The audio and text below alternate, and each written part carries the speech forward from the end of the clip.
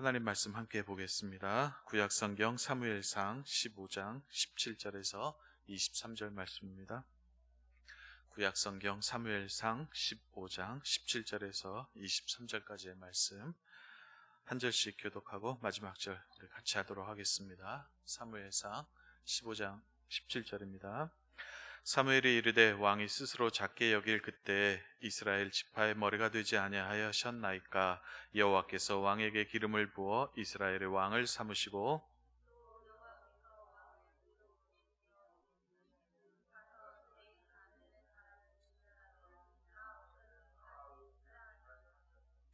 어찌하여 왕이 여호와의 목소리를 청종하지 아니하고 탈취하기에만 급하여 여호와께서 악하게 여기시는 일을 행하였나이까.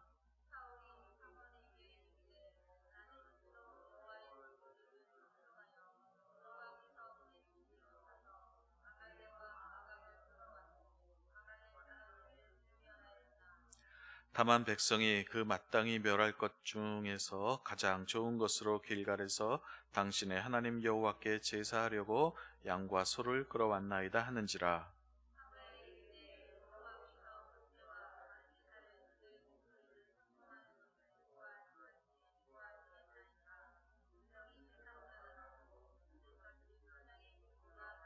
같이 읽습니다. 이는 거역하는 것은 점치는 죄와 같고 완고한 것은 사신 우상에게 왕이 여호와의 말씀을 버렸으므로 여호와께서도 왕을 버려 왕이 되지 못하게 하셨나이다 하니.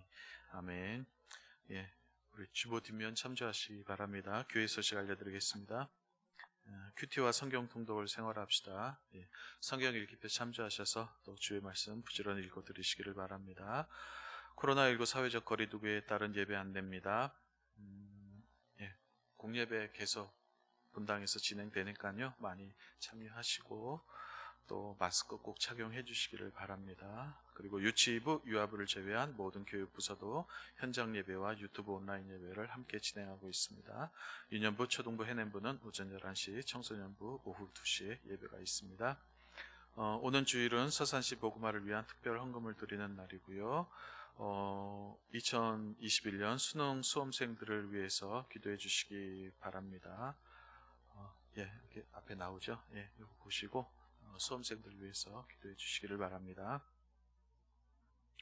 우리 찬송 하나 더 하고 우리 함께 기도하도록 하겠습니다. 찬송가 320장입니다. 320장 우리 함께 찬송하고 우리 한 목소리로 기도하도록 하겠습니다. 320장입니다. 그냥 찬송가 보세요. 320장.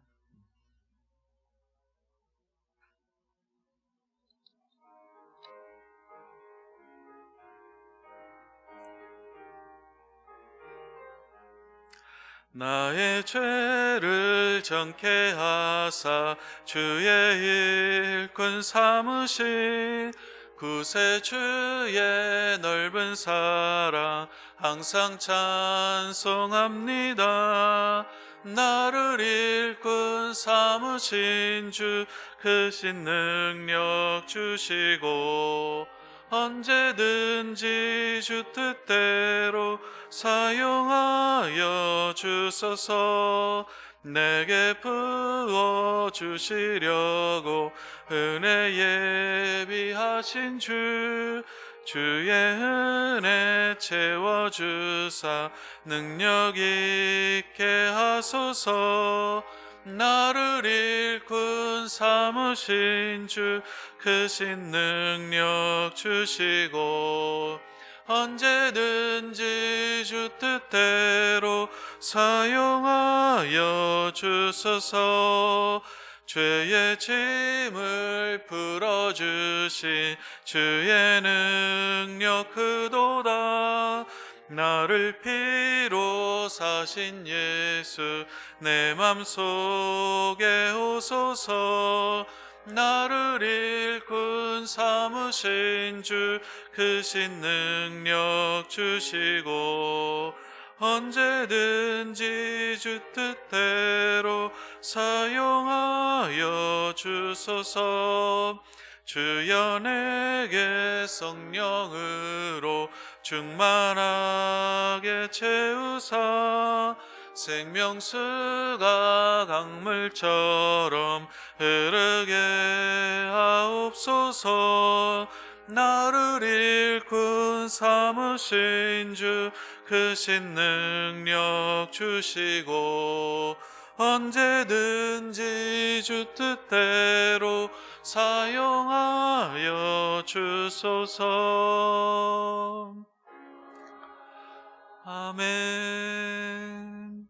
우리 한 목소리로 함께 기도할 때 먼저 나라와 민족을 위해서 기도해 주시기 바랍니다. 또 많이 어렵고 힘든 시대를 살고 있는데 하루속히 코로나가 종식되고 또 많은 사람들이 일상의 생활을 할 수 있도록 위해서 기도해 주시고요. 또 교회를 위해서 기도해 주시기 바랍니다.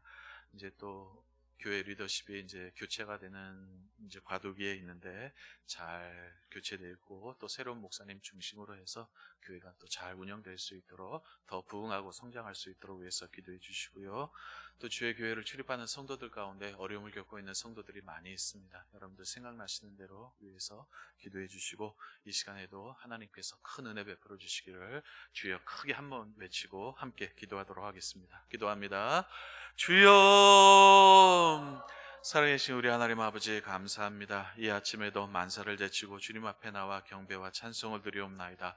우리의 마음이 오직 주님을 바라게 하시고 주님을 소망하게 하시고 주님께 가까이 나가는 귀한 시간 되게 하여 주옵소서.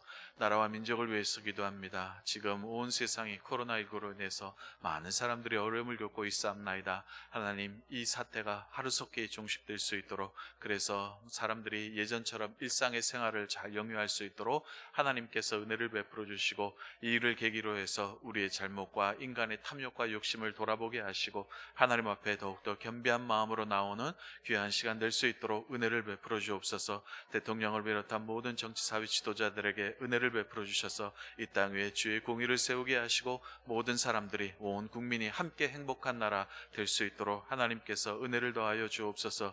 주의 세우신 교회를 위해서 기도합니다. 주의 교회가 더욱더 부흥하게 하시고 성장케 하시고 주 특별히 새로운 제 담임 목사님 모시고 또 교회가 더욱더 부흥할 수 있도록 은혜를 더하여 주옵소서.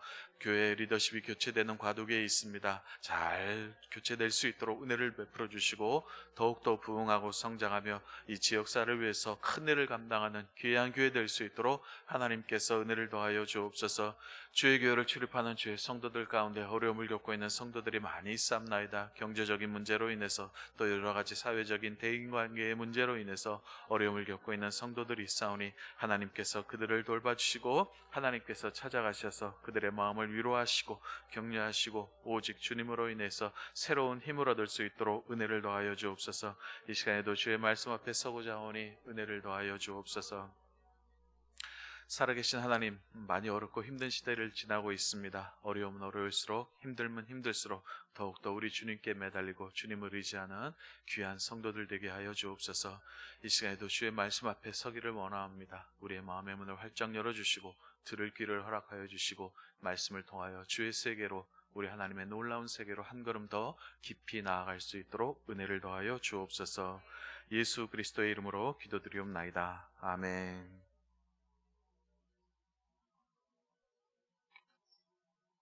지난 시간까지 우리 소요리 문답 일부를 끝내고 오늘부터 새로운 단락으로 들어가도록 하겠습니다. 오늘은 새로운 부분의 서론격이라고 생각하시면 됩니다. 지난 시간까지 1부 했고 이제 2부로 들어가는데 오늘은 서론이고요. 본문에 들어가기 전에 우리 웨스트민스터 소요리 문답 한번 구성, 어떻게 짜여졌는가, 구조에 대해서 한번 잠깐 언급하고 넘어가도록 하겠습니다. 화면 한번 좀 띄워주시고요. 그거 말고요. 예. 소요리 문답은 크게 두 부분으로 되어 있습니다. 첫 번째 부분은 우리가 하나님께 대해서 알아야 될 것. 두 번째 부분은 하나님께서 우리에게 요구하시는 것이 무엇인가. 이렇게 두 부분으로 되어 있습니다. 첫 번째는 뭐라고요? 우리가 하나님에 대해서 무엇을 알아야 되는가, 하나님에 대해서 알아야 할 부분. 두 번째는 하나님께서 우리에게 요구하시는 것, 행해야 될 것, 알아야 될 부분, 행해야 될 부분, 이렇게 두 부분으로 이루어졌는데 소요리 문답 우리 3번 한번 같이 보도록 하겠습니다. 3번 한번 좀 띄워주세요. 네. 같이 읽어볼까요? 성경이 가장 중요하게 가르치는 것은 무엇입니까? 답은요, 성경이 가장 중요하게 가르치는 것은 첫 번째 뭐라고요? 사람이 하나님에 대하여 믿을 것은 무엇이며, 두 번째는요, 하나님께서 사람에게 요구하시는 본분은 무엇인가 하는 것입니다. 그래서 지난 시간까지 제1문부터 제38문까지 지난 시간에 우리가 배웠던 것이 무엇이냐면은 하나님이 누구신가에 대해서 여러 번에 걸쳐서 우리 말씀을 드렸습니다. 그래서 한번 잘 떠올려 보시기 바랍니다. 그때 우리가 배웠던 것이 무엇이냐면은 성경이란 무엇인가, 삼위일체 하나님이 어떤 분이시고 그 하나님이 어떤 일을 하셨는가, 창조, 섭리, 인간의 타락, 구원자 예수 그리스도, 그리고 구원의 방편 해서 효력 있는 부르심, 칭의, 성화, 예수 그리스도의 재림과 구원의 완성, 이런 것들을 배웠습니다. 그렇게 믿으시기 바랍니다. 그런 것들 이렇게 쭉 해서 한 40번에 걸쳐 가지고 그렇게 제가 말씀을 드렸습니다. 그래서 지난 시간까지 배웠던 걸 간략하게 말하면 우리 기독교의 기초 교리예요. 그게 기초 교리, 구원의 가장 초보적인 도리에 대해서 우리가 이제 쭉 살펴보았습니다. 그래서 여러분들도 쭉 들어왔듯이 제가 뭐 기초, 초보라고 이렇게 말을 했는데 뭐 그렇게 초보는 아니죠. 이렇게 뭐 상당히 어려워들 하셨을 거고 또 듣기 이제 힘드셨던 부분도 있었을 텐데, 물론 제가 원체 어렵게 설명을 해서도 그렇기는 하지만 사실 여러분들이 이 교리는 처음 대하는 거잖아요. 교회에서 교리에 대해서 설교를 잘 안 합니다. 우리 실생활에 관련된 것, 적용에 대해서는 많이 설교를 하는데 실제로 교회에서 교리 가르쳐주는 교회는 사실 그렇게 드뭅니다. 그래서 이제 교리를 우리가 쭉 해왔는데 어려웠던 이유는 뭐 낯설어서 그렇죠. 여러분들이 처음 듣는 거고 낯설어서 이렇게 어려워들 하고 힘들어들 하셨는데, 모든 게 다 그렇지 않습니까? 익숙해지면 쉬워요. 하지만 낯선 것, 처음 보는 것, 처음 듣는 것은 이렇게 어렵게 느껴지는데, 그럼에도 불구하고 제가 누누이 강조하지만 여러분들이 이 부분에 대해서 잘 알고 계셔야 됩니다. 기초적인 교리 부분에 있어서 여러분들이 튼튼해야지만, 교리가 튼튼해야지만 여러분들의 신앙이 견고해지고 또 여러분들의 영성이 더욱더 깊어지는 줄로 믿습니다. 그래서 여러분들 옛날에는 우리가 책을 많이 읽었잖아요. 책을 보고 아니면 TV에서 기독교 방송 많이 봤는데, 그래서 여러분 요즘은 이제 유튜브로 많이 보시더라고요. 그래서 유튜브에서도 뭐 여러 가지 기독교 콘텐츠도 많이 있는데 그 가운데서 뭐 간증도 좋고 설교도 좋은데 교리에 대한 거 가르쳐 주는 분들이 종종 있어요. 그거 여러분들이 시간 되시면은 찾아서 보시면은 유익이 될 줄로 믿습니다. 그래서 여러분들 뭐 간증도 좋고 설교도 좋은데 교리 부분에 대해서 여러분들이 조금 더 관심을 가져주셨으면 좋겠습니다. 왜냐하면은 이 부분이 단단해야 되잖아요. 그죠? 튼튼해야지만 여러분들의 영적인 실력이 더욱더 깊어지고 성장을 하는 겁니다. 뭐 예를 들면 간단하죠. 수학 공부하는 학생들은 뭐에 강해야 돼요? 공식을 잘 외워야 되잖아요. 그죠? 수학 공식이 가장 기본이잖아요. 마찬가지예요. 기독교 영성이 깊어지는 가장 좋은 방법이 뭐냐면은 교리 공부입니다. 그래서 여러분들 교리에 대해서 조금 더 관심을 가져주셨으면 좋겠고요. 지난 시간까지는 기초교리, 구원의 가장 초보적인 도리에 대해서 38문까지 배웠고요. 이어서 오늘부터는 제 39문부터 마지막 107문까지 배우게 됩니다. 우리 화면 한번 아까 띄워줬던 한번 다시 한번 화면, 다음 거요. 다음 화면이요. 예. 우리가 이제 배울 것이 뭐냐면은 그 전에 화면이요. 교리 그 전에 거요. 예, 그거. 예. 소리문 다 구조해서 우리가 이제 배울 것이 뭐냐면은 삶의 도리 해서 제 39문부터 107문까지 내용을 이렇게 배우게 됩니다. 하나님께서 우리 사람에게 요구하는 본분인 무엇인가? 첫 번째는 뭐에 대해서 배웠다 그랬죠? 사람이 우리가 하나님에 대해서 알아야 될 것이 무엇인가를 쭉 배웠고, 오늘부터는 하나님께서 우리에게 요구하시는 것, 사람에게 요구하시는 본분이 무엇인가 하는 것에서 이제 배우게 됩니다. 우리가 하나님 앞에서 행해야 될 것이 무엇이고, 예수 믿는 자로서 하나님의 백성으로서 어떻게 살아야 되는가에 대해서, 삶의 기준, 삶의 표준에 대해서 성경이 말하는 것에 대해서 쭉 우리가 배워보도록 하겠습니다. 그래서요, 이 삶의 도리, 하나님께서 요구하시는 이 본분, 두 번째는요, 또 두 부분으로 이렇게 나뉩니다. 그래서 첫 번째 부분은 뭐냐면은 십계명이에요. 제 39문부터 몇 문까지 되어 있죠? 81문인가요? 예. 39문부터 82문까지는 간단하게 말하면은 십계명 강론입니다. 십계명에 대해서 한 40번에 걸쳐가지고 이제 우리가 배우게 될 겁니다. 신자의 삶, 우리가 어떻게 살아야 되는가, 우리가 어떻게 행동해야 되는가 하는 것에 대해서는 십계명만큼 간략하고 포괄적으로 말해주는 것이 또 없죠. 그래서 오늘부터 쭉 해서 81문까지 40번에 걸쳐서 십계명에 대해서 우리가 배울 겁니다. 끔찍하시죠? 야, 40번을 들어야 된다니, 10번이면 끝날 거를 40번씩이나 들어야 되나 하실 텐데, 뭐 이제 평균적으로 이제 나누면은 한 계명당 이제 4번씩 설교를 하겠죠. 그죠? 그렇게 할 건데, 그렇게 할 만한 게 있을까나 모르겠습니다. 예, 여하튼 간에 이것도 한 2년 정도 걸릴 겁니다. 2년 정도에 걸쳐 가지고 십계명만 주구장창 이제 배우게 될 겁니다. 이제 뭐 여러분들도 이제 세월이 가면서 이제 나이를 먹어가시고, 저도 이제 나이를 먹어가는데, 이제 나이 먹어가면서 이제 한 가지 좋은 게 있습니다. 뭐 여러 가지 좋은 것들이 있는데, 그 중에 하나가 뭐냐 하면은, 조급해하지 않아요. 그죠? 조급해하거나 막 안달나는 게, 그런 것들이 이제 점점 줄어들게 되더라고요. 그죠? 젊었을 때는 이거 어떡하지 발동동 구르면서 안달하고 막 그랬는데, 이제는 별로 그런 마음이 점점 없어지는 거예요. 그래서 뭐 내가 조급하다고 해서 더 빨리 가는 것도 아니고, 안달한다고 해서 더 잘 되는 것도 아니고, 그리고 또 어떤 일들은 시간이 필요한 일들이 있잖아요. 그죠? 우리가 막 조급하게 하고 안달한다고 해서 빨리 되는 게 아니라 시간이 필요한 일이 있어요. 그게 중에 가장 중요한 게 뭐냐면, 사람이 커가는 거 있죠. 사람이 자라는 거에 있어서 뭐가 필요하죠? 시간이 필요해요. 어느 정도 숙성하고, 어느 정도 이렇게 푹 물을 익는 시간이 있죠. 시간이 필요하죠. 우리 영성도 마찬가지입니다. 뭐 주바심 내고 막 들들 볶는다고 여러분들의 영성이 하루아침에 깊어지는 거 아니잖아요. 신앙이 하루아침에 성장하는 거 아니잖아요. 뭐가 필요하다고요? 이것도 시간이 필요해요.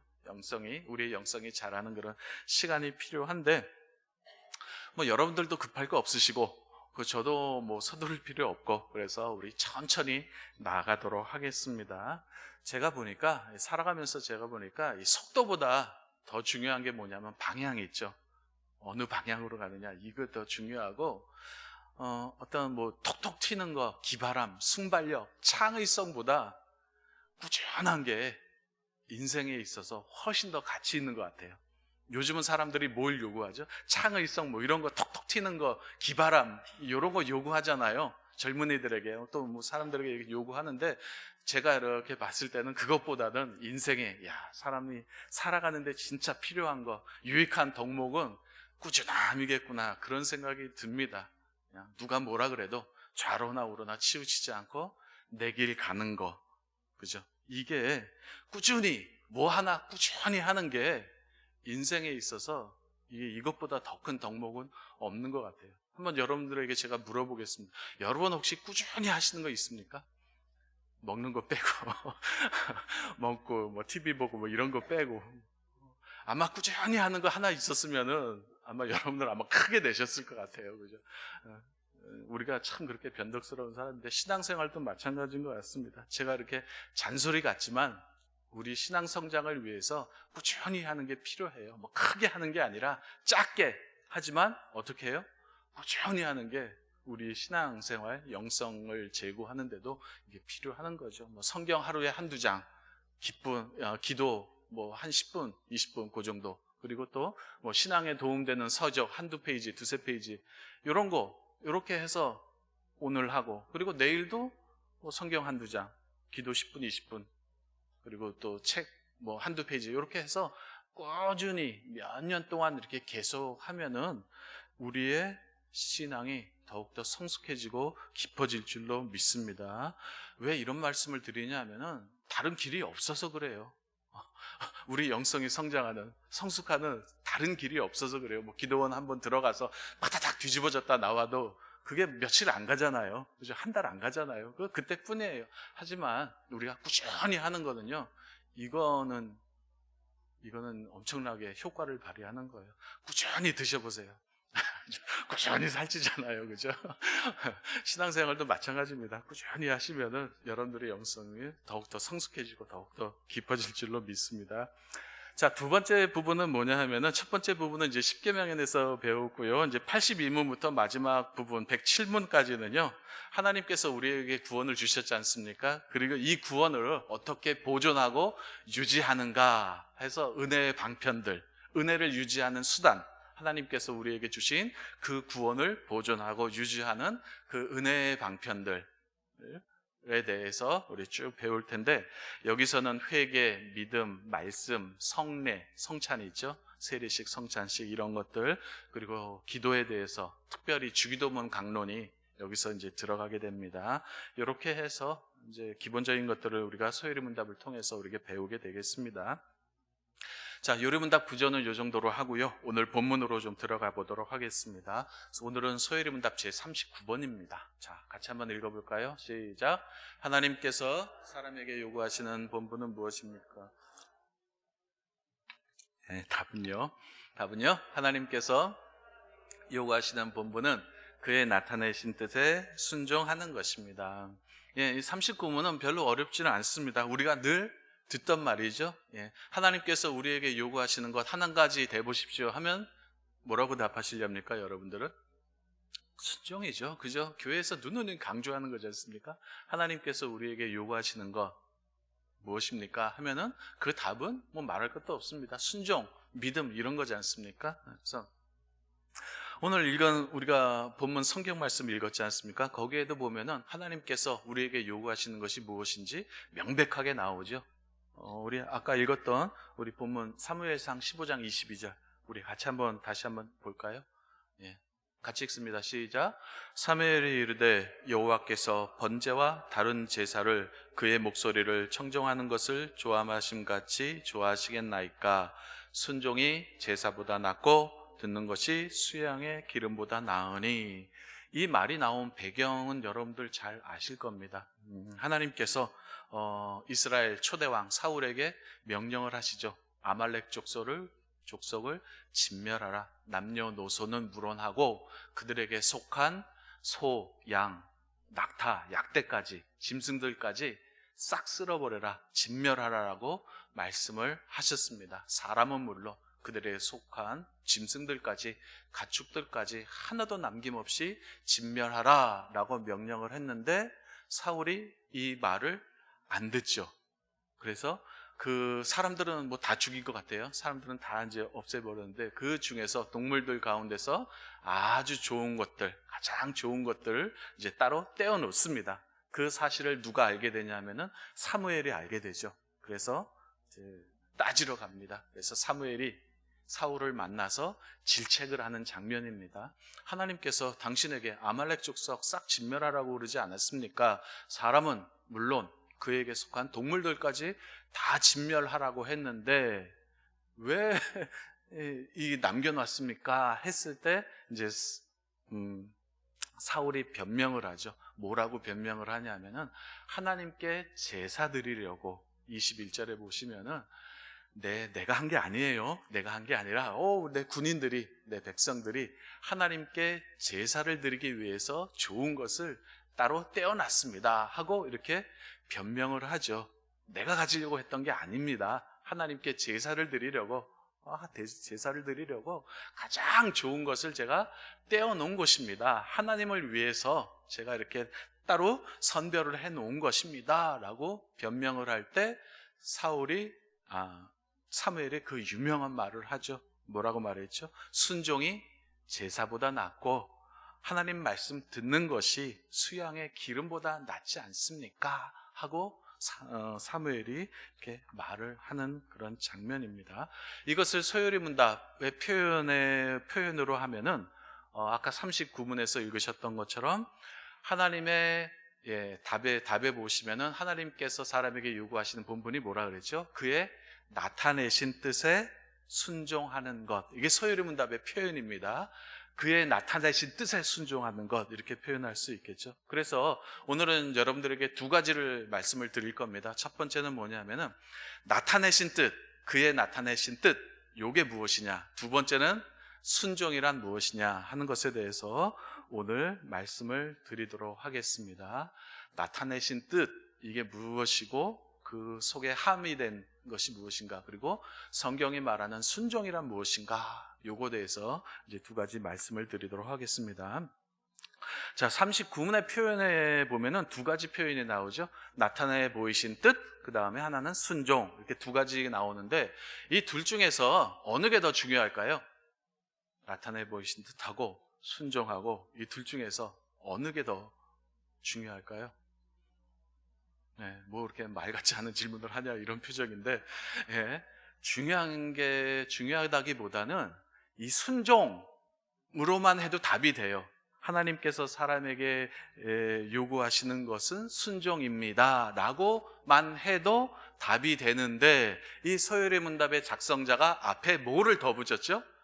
그의 나타내신 뜻에 라는 이 문구를 더 붙였습니다. 하나님께서 우리에게 요구하시는 것은 순종입니다 라고 답을 해도 되는데 앞에 뭘 더 붙였다고요? 그의 나타내신 뜻에 라는 말을 더 붙인 거예요. 왜 붙였겠느냐는 거예요. 그냥 순종이라고 해도 완전한 답이 되는데 왜 소요리 문답의 이 작성자는 그 앞에다가 나타내 보이신 뜻이라는 그 문구를 왜 덧붙였는가 하는 그것을 좀 말씀을 드리려고 합니다. 이 나타내 보이신 뜻에 라는 말은 이게 무슨 뜻이에요? 뭐 쉽게 얘기하면은 제발 좀 하라는 거 하라는 거잖아요. 그죠? 딴 거 하지 말고 제발 좀 하라는 것 좀 하라, 이런 표현입니다. 쉽게 말을 하면은 시키지 않은 거 하지 말고 제발 좀 하라는 것만 좀 해라, 이런 뜻이지 않습니까? 그죠? 조금 더 이제 구체적으로 설명을 하면은 네 마음대로 생각하거나 판단하지 말고, 그리고 자기가 봐서 이렇게 하는 게 좋겠다, 저렇게 하는 게 좋겠다 하고 이렇게 결정하지 말고 부탁한 대로, 시키는 대로, 하라는 대로 제발 좀 해주라, 이게 나타내신 뜻에 담긴 말입니다. 왜 이런 말을 하냐 하면은 이게 별거 아닌 것 같아도 이게 엉뚱한 결과를 나타낼 수가 있거든요. 예를 들자면 이런 겁니다. 저도 이제 요양원에서 이제 일하지 않습니까? 저도 이제 명색이 원장이다 보니까 그 밑에 이제 직원들이 있어요. 직원들을 하면 이제 일을 시킬 때가 있는데, 어느 날 이제 선생님에게 회의 자료를 준비해 달라고, 이제 중요한 회의가 있으니까, 보고자 회의가 있으니까 회의 자료 하나 만들어 달라고 이제 부탁을 했죠.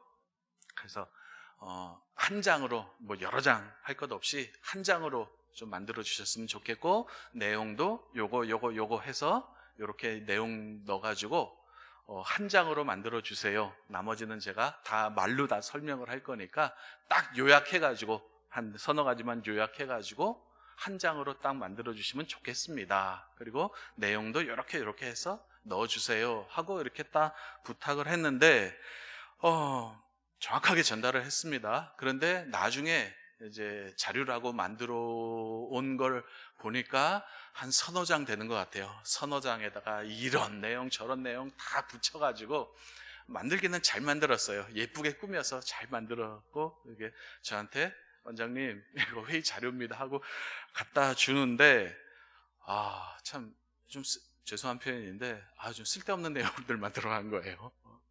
제가 하라는 거대로 안 하고 자기가 생각하기에 좋은 것들 넣고 아름답게 꾸미고, 그러다 보니까 페이지가 늘어난 거예요. 페이지가 이렇게 늘어나가지고 이렇게 되는데, 그렇지만 이제 본인은 뿌듯한 거예요.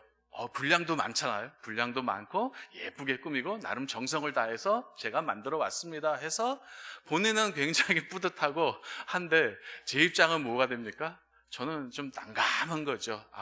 이거 쓸데없는 걸 이렇게 열심히 만들어 왔나 하는 그런 마음이 이제 드는 거죠. 그러면서 드는 생각이 뭐냐면은, 이분이 내 말을 안 듣는구나, 안 들었구나 하는 그런 생각이 드는 거죠. 이건 뭐 제가 일상생활에서 드는 예고, 이런 경우가 우리가 신앙생활을 하면서도 생길 수 있다라는 겁니다. 우리에게는 기본적으로 종교심이 있어요. 종교심, 어떤 거룩한 것, 초월적인 것, 하나님에 대해, 신에 대한 어떤 경외심, 경건한 마음이 있습니다. 그래서 이게 어떻게 표현이 되냐면은 정성과 진심과 정성으로 이렇게 표현이 됩니다.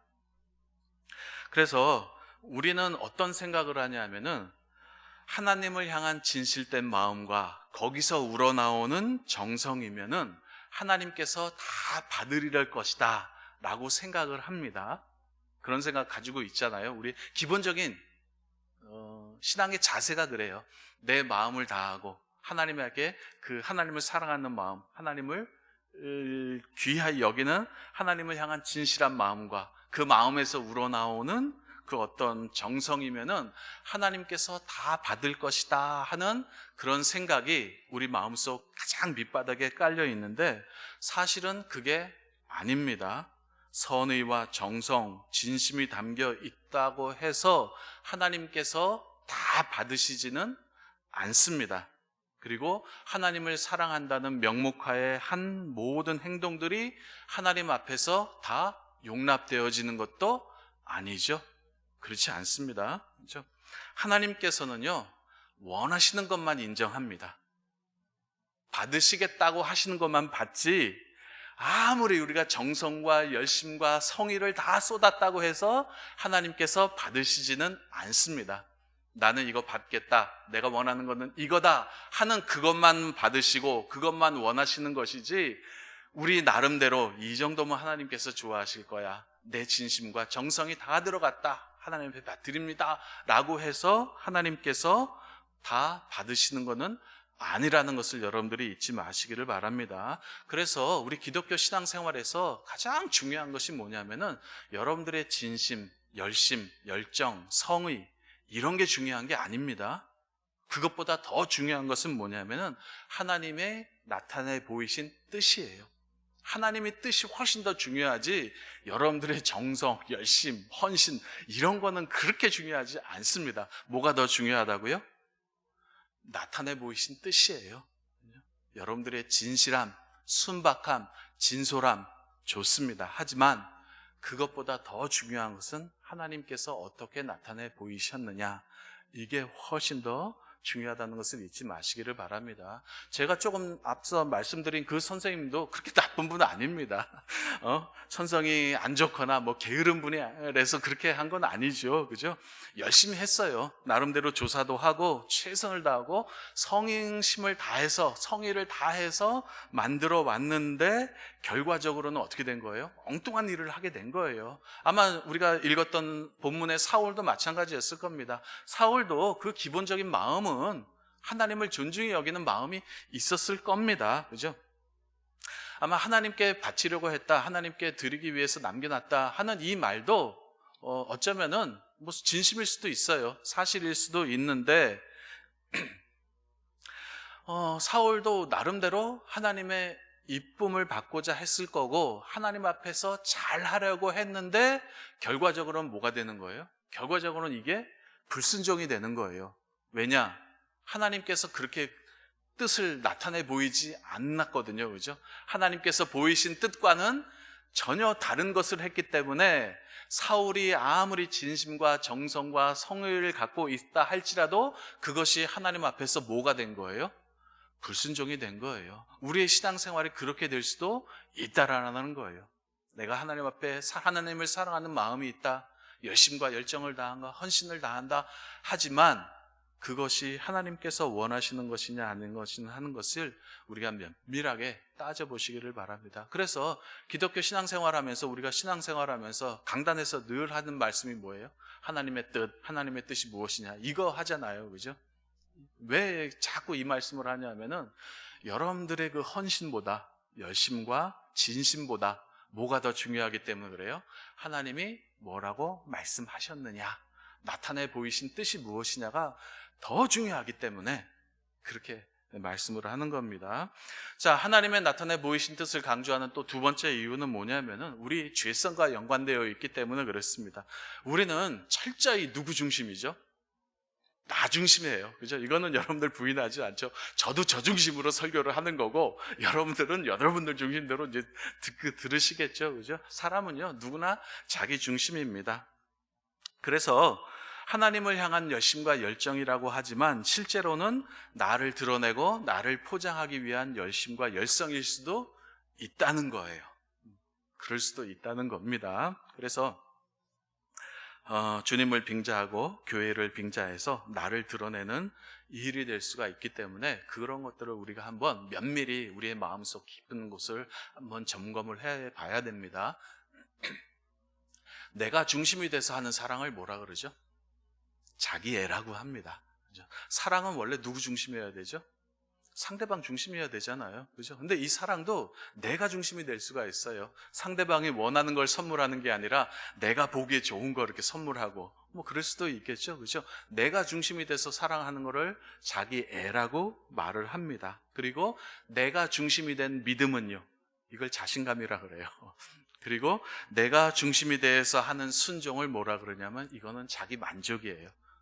이걸 자기 만족이라고 부릅니다. 그래서 이런 것들은요, 성경이 말하는 믿음, 순종, 사랑과는 전혀 상관이 없는 것들입니다. 겉으로 볼 때는 하나님을 향한 열심과 교회를 향한 진심으로 보일지는 모르지만 궁극적으로는 누가 기준이 돼서 행하는 거예요? 내가 기준이 돼서 행하는 거예요. 내 방식대로 사랑하고 내 방식대로 헌신하고 내 방식대로 교회 일을 하고, 겉으로 볼 때는 야, 저 사람 열심이다, 특심이다 할지 모르지만 결국에는 누가 중심이 되는 거예요? 내가 중심이 돼서 그런 일을 할 수도 있다라는 건 여러분들이 꼭 명심을 하시기를 바랍니다. 그래서 성경은요, 순종 이전에 뭘 항상 강조를 하냐 하면은 하나님이 나타내 보이셨느냐, 그렇게 말씀을 하셨느냐, 정말 하라고 했느냐, 이런 걸 있죠. 하나님의 뜻이 무엇이냐를 항상 우선에 놓습니다. 그렇지 않으면 아무리 진심과 선의로 했다 할지라도 자기 마음대로 행한 것, 불순종이 되기 때문에 그렇습니다. 자, 다시 한번 정리합니다. 순종보다 더 중요한 게 뭐라고요? 네, 그렇죠. 하나님의 나타내 보이신 뜻이에요. 그렇죠? 여러분들의 열심과 헌심과 진심과 하나님을 향한 사랑보다 더 중요한 것은 뭐냐면은 하나님께서 어떻게 나타내 보이셨느냐, 하나님의 뜻이 더 중요하다는 거 잊지 마시기를 바랍니다. 자, 두 번째로 제가 오늘 설명드릴 것이 뭐냐면은 순종에 대해서 말씀을 드리려고 합니다. 이 순종도 교회에서 많이 쓰는 단어지 않습니까? 그리고 또 많이 여러분들에게 요구하는 것도 이제 순종인데, 순종이란 무엇인가, 그리고 왜 성경은 우리에게 순종을 요구하는가에 대해서 간단하게 좀 설명을 드리도록 하겠습니다. 오늘날 이 순종이라는 말은 안 쓰죠. 교회에서만 쓰고 밖에 나가서는 순종 이랬다가는 욕 바가지로 먹죠. 이게 뭐 한물 간 소리 어디서 그따구 소리를 하냐 뭐 이런 말 하죠. 뭐 거의 뭐 이제 퇴물 취급당하는 그런 용어가 됐습니다. 그래서 순종은 이제 교회에서나 가르치고 뭐 학교에서도 뭐 안 가르치죠. 뭐 이런 거 안 가르치고, 세상에서는 뭘 가르치죠? 자기 주관, 주체성, 자기 결단, 자기 지도, 이런 걸 가르치잖아요. 안 배우시네. 예, 세상에 이런 걸 가르쳐요. 주관, 주체성, 자기 결정, 뭐 이런 것들을 가르칩니다. 예, 좋은 말이죠. 그죠? 내 인생 남이 살아주는 거 아니잖아요. 맨날 어떻게 남의 말만 휘둘려서 살아가는 거죠? 그런 거 아니잖아요. 그죠? 내가 결정하고 내가 주체가 돼서 살아야 되죠. 이게 맞는 말이에요. 좋은 말이에요. 이거 뭐 따지고자 하는 게 아니라, 성경은 이거 좀과 다른 얘기를 해서 그래요. 성경은 이것보다, 세상이 가르쳐주는 것보다 더 근원적이고 더 깊은 얘기를 하기 때문에 그런 건데, 성경이 말하는 순종, 왜 하나님은 우리에게 순종을 요구하시는가, 그거에 대해서 좀 말씀을 드리도록 하겠습니다. 자, 우리가 이제 순종을 말을 할 때 여러분들 순종만 생각하시면 안 됩니다. 순종이라는 단어만 생각하시면 안 되고, 이 단어와 꼭 따라오는 단어가 하나 더 있습니다. 그게 뭐냐면은 권위, 권위라는 단어 있죠. 같이 따라오는 거예요. 순종이라는 말과 권위라는 말이 이렇게 같이 따라옵니다. 그래서 우리도 일상생활에서 순종 많이 요구하죠. 그죠? 누군가에게 순종을 요구할 때가 있죠. 대표적인 게 어느 때죠? 부모가 자녀에게 순종 요구하죠. 학교에서는요, 선생님이 학생들에게 순종을 요구하고, 직장에서는요, 직장 상사가 후배 직원들에게 이렇게 순종을 요구합니다. 한번 여러분들 잘 생각해 보세요. 언제 순종을 요구하죠? 부모가 자녀에게 혹은 선생님이 학생들에게 순종을 요구할 때 언제 순종을 요구하죠? 말 안 들을 때. 예, 언제 순종을 요구하느냐 하면은요, 당장 증명해 줄 수 없을 때예요. 당장 증명을 해 줄 수 없거나 혹은 말을 해줘도 상대방이 이해하지 못할 때, 그때 순종을 요구합니다. 상대방으로 하여금 어떤 일을 하게 해서 유익을 얻게 하거나 아니면은 어떤 일을 하지 말게 해서, 안 하게 해서 해를 당하지 않도록 해야 되는데, 이 상대방은 그것을 납득할 만한 지식과 경험이 없습니다. 아무리 말을 해줘도 이해를 못합니다. 이때 합리적인 설명과 납득과 어떤 증명이 불가능할 때, 아무리 말을 해줘도 알아먹지 못할 때, 그때 어쩔 수 없이 강요하잖아요. 강요하고 순종을 요구를 합니다. 말을 했는데 알아먹으면 뭐 강제할 필요 없잖아요. 그죠? 강요, 힘을 쓰는 이유가 뭐예요? 말을 해줘도 도무지 못 알아먹으니까 그때는 어쩔 수 없이 권위를 사용하게, 강제력을 사용할 수밖에 없는 거예요. 그죠? 부모의 권위, 선생님의 권위, 직장 상사의 권위, 이 권위를 가지고 강제력을 행사하는 거죠. 이게 이제 순종과 권위의 관계입니다. 자, 예를 또 들어드리도록 하겠습니다. 여러분들 지금까지 쭉 살아오면서 제일 후회되는 게 뭐죠? 인생을 살아오면서 제일 후회되는 거? 지금 남편과 결혼한 건 뭐 이런 거 빼고 그런 거 빼고 인생 살아오면서 제일 후회되는 거? 3, 40대 직장인들 대상으로 해서 갤럽 조사를 했대요. 그때 제일 후회되는 게 뭡니까? 라고 했을 때 가장 높은 순위에 올라온 게 뭘까요?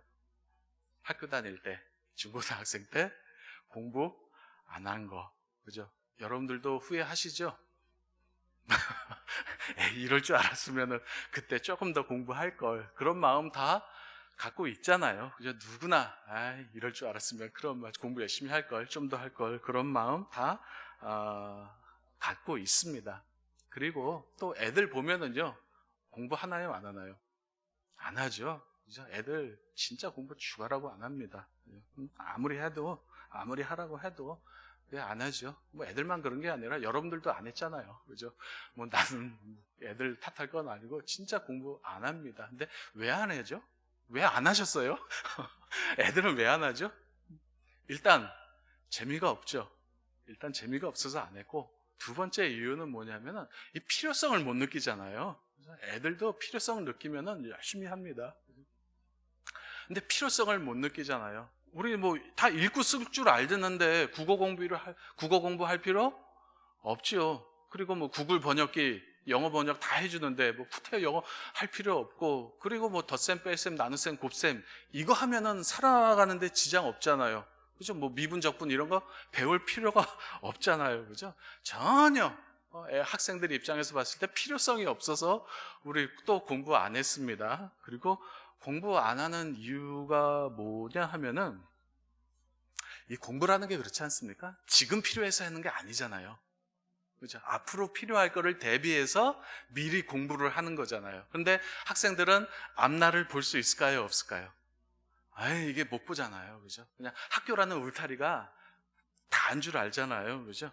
졸업하면은 벌어지게 될 일, 앞으로 내가 사회를 나가면은 겪게 될 그 일에 대해서 애들은 몰라요. 현실의 비정함, 그 사회의 냉혹함에 대해서는 학생들은 모르죠. 대신 누가 알아요? 부모님들은 알잖아요. 선생님들은 알잖아요. 그죠? 얘네들이 학교 울타리 한번 나가면은, 졸업하면은 바로 어떤 현실이 다가오는지, 그 비정함, 그 현실의 냉혹함, 그거 그냥 확 알잖아요. 저도 언제 느꼈냐면은 고등학교 졸업식 날 바로 느꼈습니다. 학교 다닐 때는요, 울타리가 있잖아요. 그죠? 학교라는 울타리가 있어서 보호를 해주는데 딱 졸업하고 나니까 그때부터는 애들의 인생이 완전히 달라지는 거예요. 뭘 할지를 모르고 그런데 근데 학생들은 몰라요. 그죠? 모르니까 부모님과 선생님들은 어떻게 하죠? 끊임없이 공부하라고 하죠. 끊임없이 공부하라고 계속해서 다그치는데도 불구하고 애들은 끈덕지게 안 합니다. 그러면 어떻게 해요? 이제 몽둥이 들어야 되죠. 두들겨 팹니다. 요즘은 때리지도 못하게 됐는데 때려서 그렇게 해서라도 하면은 다행이고 그렇게 해서라도 안 하는 애들은요, 어쩔 수 없이 나중에 슬피 울며 이를 갈며 후회를 하겠죠. 뭐 그렇게 되는 거죠. 이게 바로 이제 권위와 순종의 관계입니다. 자, 이 순종은요, 이 문제가 되는 상황이 어떤 이성과 경험과 논리로서 증명할 수 없을 때, 그 차원을 넘어섰을 때 상대방에게 요구하는 태도가 뭐냐면은 이 순종이라는 거예요. 자, 무슨 말씀인지 아시겠어요? 아무리 얘기를 해줘도 상대방이 못 알아먹어요. 어떤 경험이나 논리나 증명의 차원을 넘어섰을 때 뭘 요구한다고요? 이때 순종을 요구하는 거예요. 말을 해도 못 알아들을 때 그때 뭐라고 말을 합니까? 야, 잔소리 말고 따라와. 쓸데없는 소리 하지 마. 이거잖아요. 하나님께서 우리에게 순종을 요구하실 때에도 마찬가지입니다. 여러분, 성경은요 굉장히 권위적입니다. 뭐 사랑과 은혜가 뭐 풍성하고 따뜻하고 뭐 이런 것도 있지만은 실제 성경은 굉장히 권위적이고 하나님도 물론 권위적이시죠. 왜냐하면은요, 이 땅의 일이 아니라 하늘의 일을 얘기하기 때문에 그렇습니다. 성경이 그렇습니다. 성경이라는 이 책이 우리 사람의 글자로 되어 있을지 모르지만 그 하는 내용은 뭐냐면은 땅의 일을 이야기하는 것이 아니라 하늘의 일을 이야기하고 있고요. 또 순간의 일이 아니라 영원을 말을 하고 있죠. 영원에 대한 것을 말을 하고 있고, 보이는 것이 전부인 이 세상에서 보이지 않는 하나님의 세계를 해명해야 하고 또 만물의 시초와 종말을 알려줘야 되는데, 그 알려주어야 되는 그 대상이 알아듣습니까? 못 알아듣습니까? 전혀 못 알아듣기 때문에 그래서 요구하는 게 뭐예요? 순종이에요. 그래서 요구하는 것이 믿음이고요. 쉽게 말을 하면 뭐냐면은 일단 하라는 대로 해. 그리고 나서 얘기하자. 이거죠. 일단 뭐예요? 일단 예수 믿어. 딴소리 하지 말고 일단 예수 믿고 천국이 있는지 없는지, 하나님이 계신지 안 계신지, 예수님이 재림하실지 안 하실지는 그때 가서 보자. 그 전에 일단 뭐부터 하라고요? 예수 믿고 교회부터 나와. 이거 먼저 하고 나머지 것들은 그때 가서 알아보자. 이게 권위예요. 그리고 이게 순종이라는 말이에요. 성경이 왜 순종을 요구하는지 아시겠죠? 왜 여러분들에게 순종을 요구하시는지 아시겠죠? 못 알아먹으니까 그런 거예요. 어떻게 증명할 방법이 없는 거예요. 보여줄 방법이 없으니까 뭐부터 하라는 거예요? 일단 예수 믿고 보자. 일단 교회 나오고서 그 다음에 생각하자. 이런 말이에요. 제가 고등학교 때 선생님들에게 늘 듣던 말이 있어요. 야, 이해하려고 그러지 마. 무조건 외워. 그리고 수능 치고 그 다음에 이제 풀어봐. 그 다음에 생각해. 이거예요. 뭐부터 하라고요? 무조건 외우고 보는 거예요. 일단 시험 치고 얘기하자 우리, 이거거든요. 마찬가지예요. 교회에서 성경이 하나님께서 우리에게 순종 요구하시는 이유는 우리가 못 알아들어서 그래요. 하나님의 세계를 얘기하고 영혼을 얘기하고 만물의 근원과 궁극과 본질에 대한 그 깊은 얘기를 하는데 전혀 우리가 알아먹지를 못하니까, 알았어, 그러니까 잔소리 말고 일단 예수 믿고 보자. 나중에 생각하자. 이렇게 말을 하는 겁니다. 이게 뭐라고요? 굉장히 권위적이죠. 여러분들에게 순종을 요구를 하는 것입니다. 우리는요, 사실 보이는 것도 제대로 모릅니다. 하물며 보이지 않는 사실, 훨씬 더 중요하고 근원적이고 본질적인 것에 대해서는 더욱더 아는 것이 없다는 것을 여러분들이 인정을 하셔야 됩니다. 그리고 죄성으로 인해서 우리는 굉장히 무지하고 편견으로 가득 차 있고 마음이 꼬여 있죠.